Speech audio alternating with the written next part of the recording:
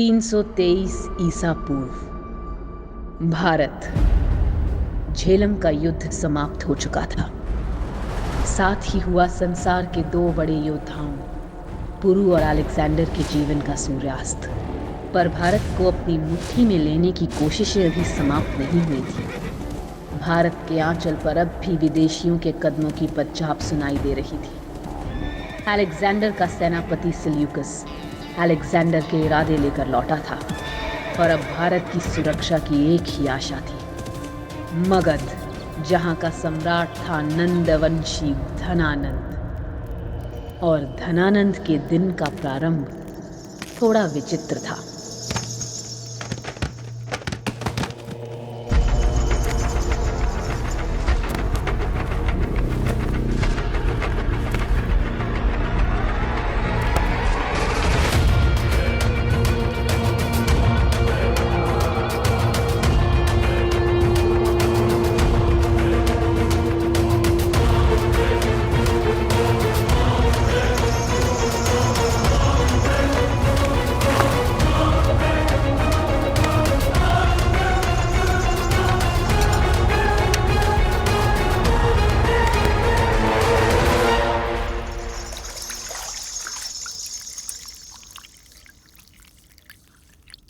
सोच रहे होंगे कि मैं अपने दिन का प्रारंभ इस प्रकार इसलिए करता हूं ताकि मैं अपने समुदाय और अपनी उत्पत्ति ना भूलूं। सदैव याद रखूं कि मैं एक नापित हूं, है ना? जी सम्राट। ना ना ना, ये सब मैं हर दिन इसलिए करता हूं ताकि स्मरण रख सकूं कि हम नापितों के आगे सबका सर झुकता है, कि हमसे ऊपर कोई नहीं। ठीक कहा ना? जी सम्राट।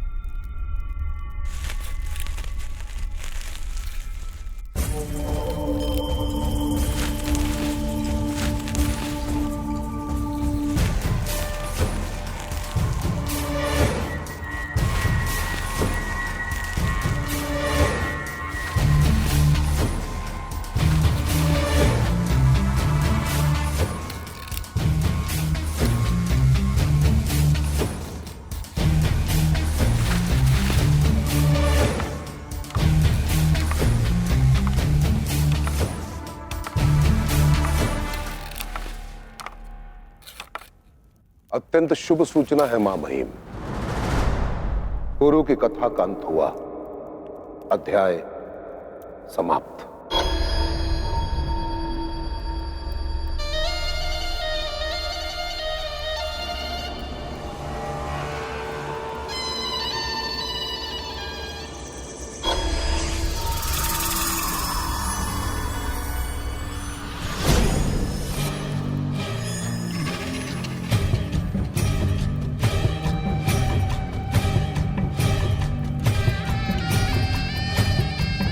जानते हो बाल कटने पर फिर से क्यों आ जाते हैं? क्योंकि उनकी जड़ खाल में होती है।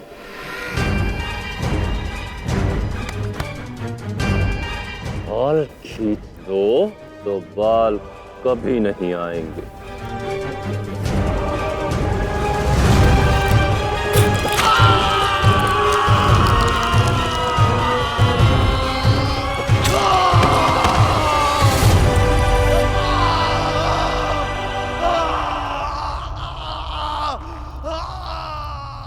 मनुष्य बाल होता है और सोच उसकी खाल।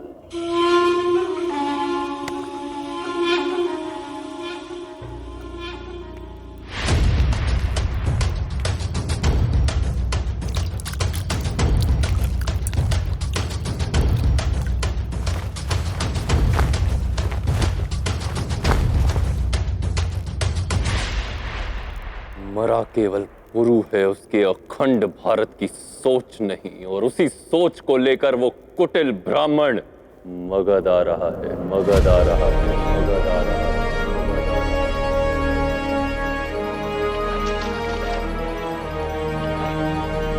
बुद्धि विवेकः ज्ञानं प्रचण्डं राजनितज्ञ विचारे अखण्डम् ज्ञान उद्भव ये उद्गार अनुभव सदा सर्वदा है अटल सत्य वाक्य चाणक्य चाणक्य चाणक्य चाणक्य चाणक्य चाणक्य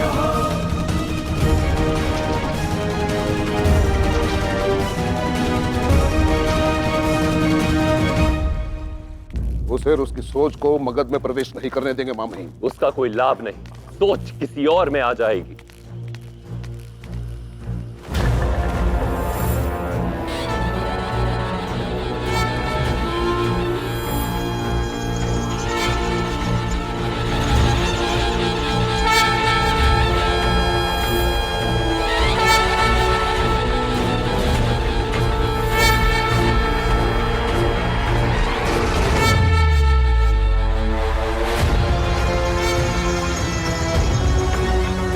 क्या कहते हैं आप ब्राह्मणों में?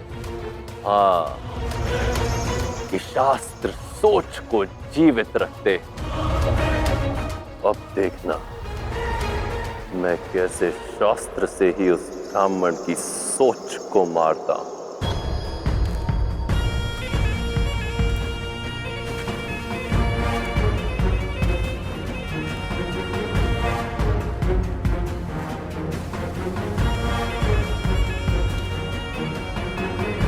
और कितना कर दें?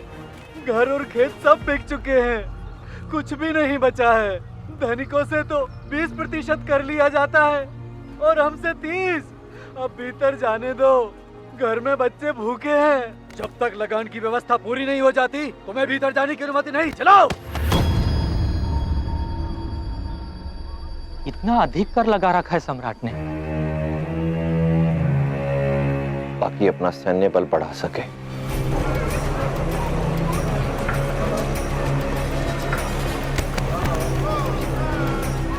पर जो संपन्न है उन पर कर कम है और निर्धनों पर अधिक। विद्रोह निर्धन करता है भैरव, संपन्न नहीं। इसलिए धनानंद ने इन्हें विभिन्न करों की मार से इतना दबा दिया है कि भूख की अग्नि में विद्रोह चल जाए।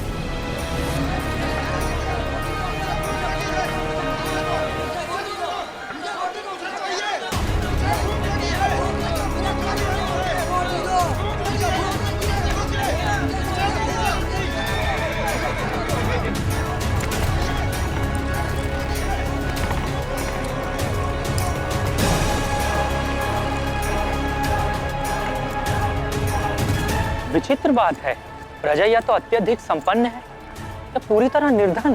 प्रजा की दशा राजा की सोच पर निर्भर करती है भैरव।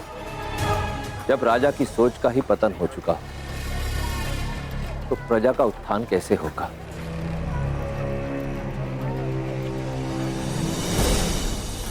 क्षमा करें आचार्य, यदि आप भी ये बात मानते हैं कि धनानंद एक योग्य सम्राट नहीं, तो फिर उससे भेंट की क्या आवश्यकता? भारत के भाग्य के लिए अलेक्जेंडर के बाद अब उसका सेनापति सेल्यूकस अवश्य आगे बढ़ेगा, और यदि उसे उचित समय पर नहीं रोका गया तो एक एक करके भारत के सभी जनपदों पर अपना आधिपत्य जमा लेगा। और समकालीन भारत में केवल मगध सम्राट धनानंद में ही इतना सामर्थ्य है कि सेल्यूकस को रोक सके। वो एक बार पहले भी विश्वासघात कर चुका है, फिर भी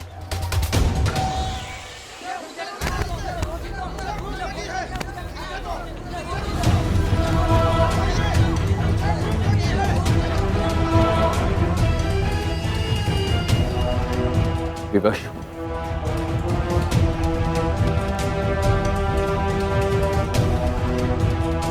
भारत की सुरक्षा उसकी अखंडता पर निर्भर करती है भैरव, और अपने इस महान देश को सुरक्षित अखंडित रखने के लिए अपना मान सम्मान तो क्या, मैं अपने प्राणों की आहुति देने को भी सज्ज हूं। अपने हृदय में भारत की सुरक्षा की आस लिए हमें आज मगध को जागृत करने का प्रयास करना होगा, क्योंकि यदि आज मगध नहीं जागा तो आने वाले इतिहास के पृष्ठों से भारत देश का नाम लुप्त हो जाएगा। धनानंद को समझना होगा। पर धनानंद जैसा अहंकारी आपकी बात मानेगा क्यों? अहंकार तो किसी का भी नहीं टिकता भैरव, फिर वो चाहे धनानंद जैसा कोई मनुष्य हो या फिर संपूर्ण जगत को जीवन प्रदान करने वाला यह सर्वशक्तिशाली सूर्य, क्योंकि जब सूर्य भी अपने तेज के अहंकार में चूर धरती को जलाता है, तो इस पर ग्रहण लगाने चंद्र अवश्य आता है, चंद्र अवश्य आता है। चंद्रगुप्त चंद्रगुप्त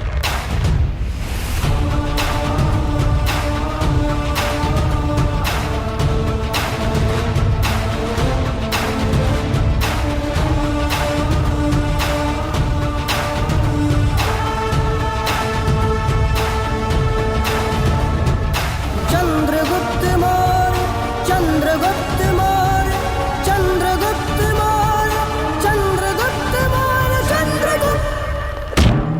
किसने मारा?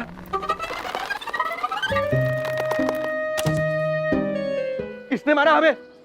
कौन है? अरे कहीं भूत भूत तो नहीं है? भूत नहीं, भगवान हूँ मैं। तेरा भाग्य बदलने आया हूँ। भगवान? यदि आप भगवान ही हैं, तो दर्शन क्यों नहीं देते प्रभु? अच्छा, तुम मेरे होने का प्रमाण चाहिए तुझे? हाँ प्रभु। देता हूँ प्रमाण। एक पण हवा में उछाल। एक पण? हाँ हाँ, एक पण। ठीक है प्रभु, जैसी आपकी इच्छा।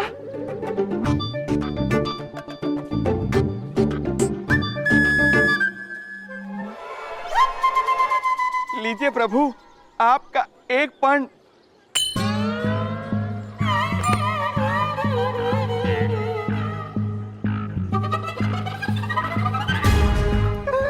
कहाँ गया मेरा पण? कहाँ गया? मेरे पास। ऊपर मत देखना, नहीं तो सीधे ऊपर बुला लूंगा। अरे मूर्ख, एक बहुत ही विशाल खजाना है तेरे भाग्य में। स्वर्ण मुद्राएं, रत्न। तो बताइए ना प्रभु, खजाने का पता बताइए प्रभु। बिना भोग लगा चरणामृत चाहता है कंजूस? कांसे के 10 पण का भोग लगा। 10 पण? प्रभु, आप भला धन का क्या करेंगे? तुम्हारा भविष्य चाहता है तो कांसे के 10 पण निकाल कर मुझे अर्पण कर।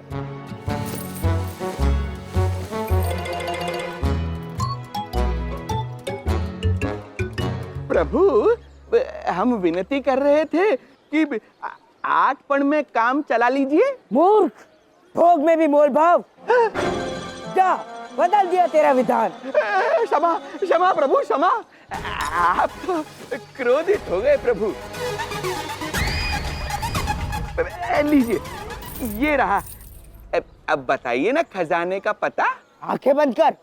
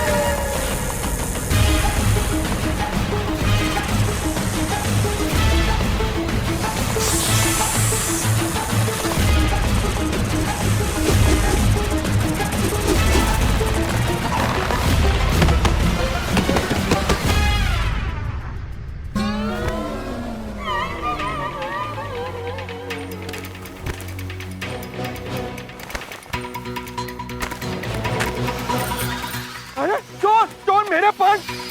सूबेदार!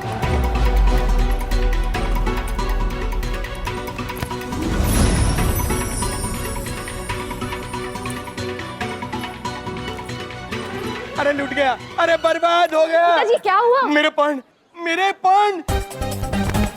अरे कोई पकड़ो, पकड़ो! अरे अरे मूर्खो, हमें नहीं, उन्हें पकड़ो। चोर वो जो पकड़ा जाए। मेरे पण।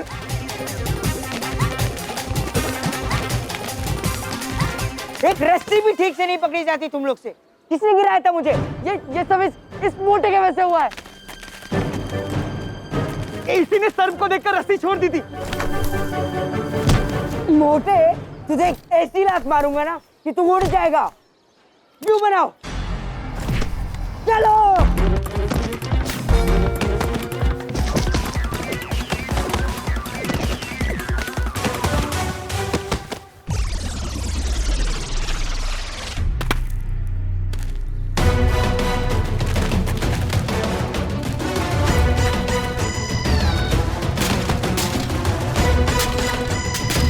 अरे मूर्खों, मटके छोड़ो, पण पकड़ो, पण।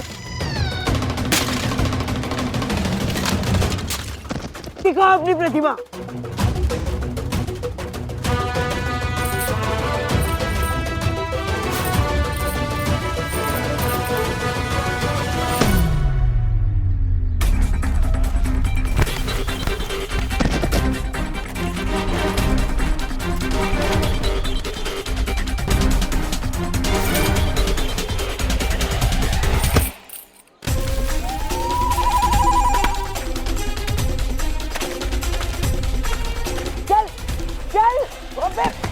अरे सिर्फ सांप को ही देख के भागेगा क्या? हाँ, पकड़ा गया।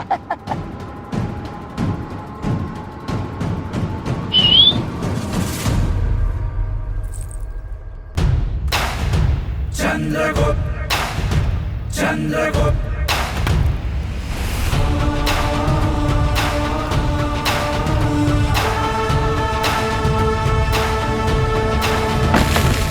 दुश्मन पे प्रहार है, चंद्रगुप्त शस्त्र जैसी धार है।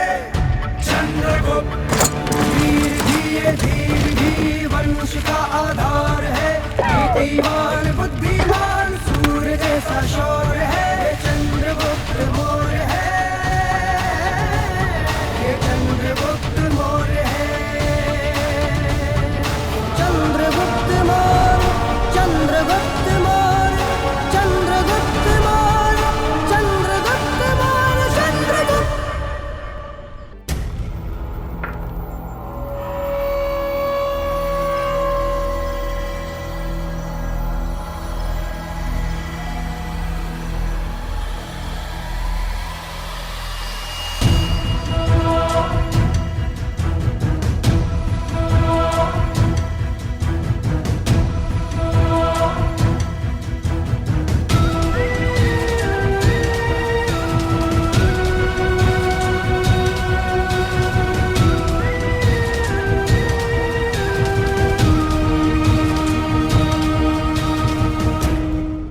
अरे आचार्य, आप अद्भुत।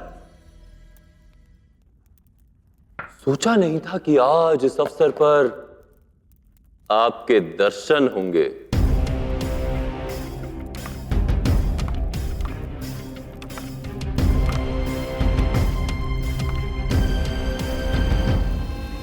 मैं आज यहाँ आपको कुछ महत्वपूर्ण तथ्यों के विषय में अवगत कराने हेतु उपस्थित हुआ।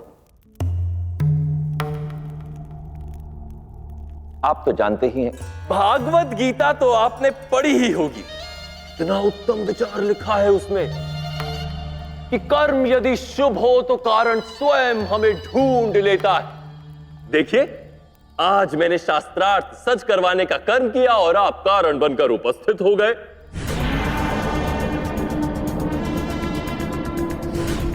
कितना आश्चर्यजनक संयोग है ये।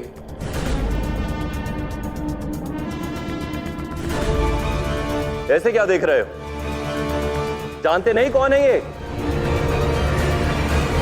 उठो।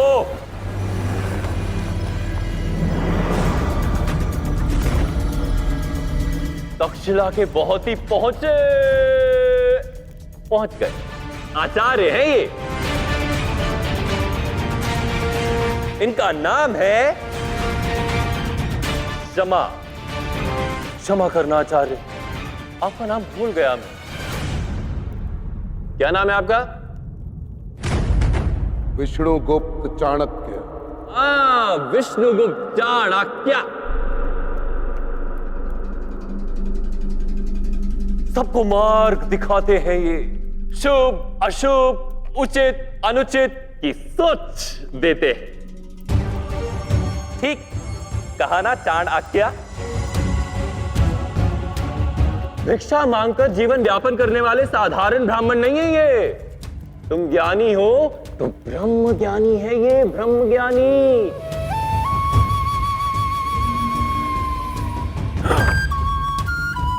बहुत बड़ी भूल हो गई मुझसे। इतने बड़े आचार्य के सामने मैं बैठा हूं।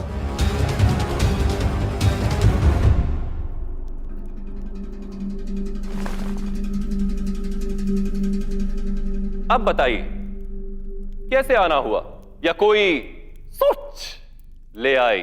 सोच भी और सूचना भी। आज ये ब्राह्मण मगधपति से एक महत्वपूर्ण बात करने आया। ये मेरा सौभाग्य है और आपकी बात मैं अवश्य सुनूंगा, किंतु आप शास्त्रार्थ के अवसर पर आए हैं और मैं चाहूंगा कि आप इसमें भाग लेकर मुझे अनुग्रहित करें। बहुत बहुत बहुत धन्यवाद आचार्य। अब क्योंकि आप इस समय ज्ञान के केंद्र हैं, सोच के बीज हैं, तो मैं चाहूंगा कि आप इस सभा के बीचों बीच केंद्र में स्थान ग्रहण करें, ताकि हर कोई आपका ललाट देख सके। मैं विश्वास दिलाता हूं अत्यंत रोचक और मनोरंजक होने वाला है ये शास्त्रार्थ। मैं धनानंद आपको वचन देता हूं कि आज आपकी सोच में कोई बाधा नहीं आएगी।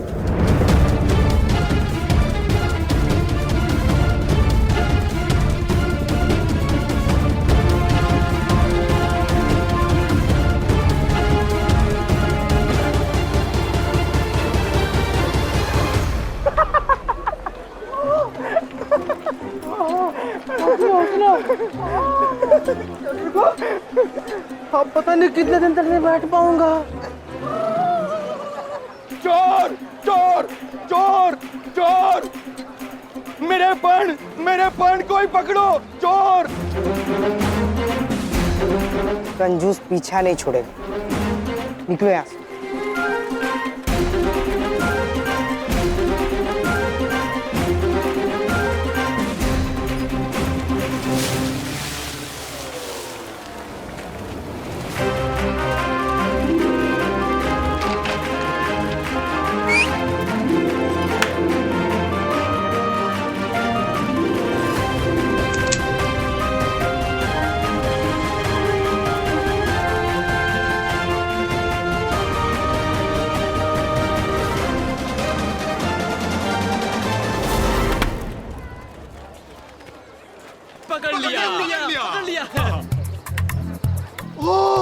वो देखो, ये देखो और कहो कि हम चोर हैं। हम चोर हैं। फिर एक बार, हम चोर हैं। हम चोर हैं। हम चोर हैं। कहाँ है चोर? हम चोर हैं। आओ मारो मारो।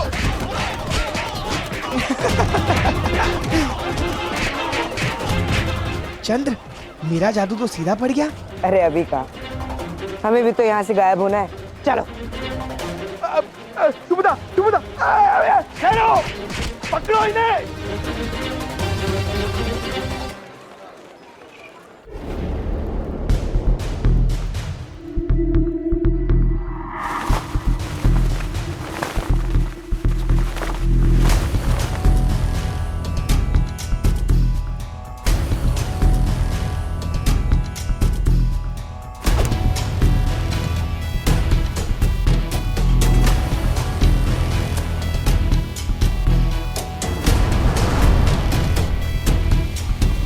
शास्त्रार्थ प्रारंभ करो।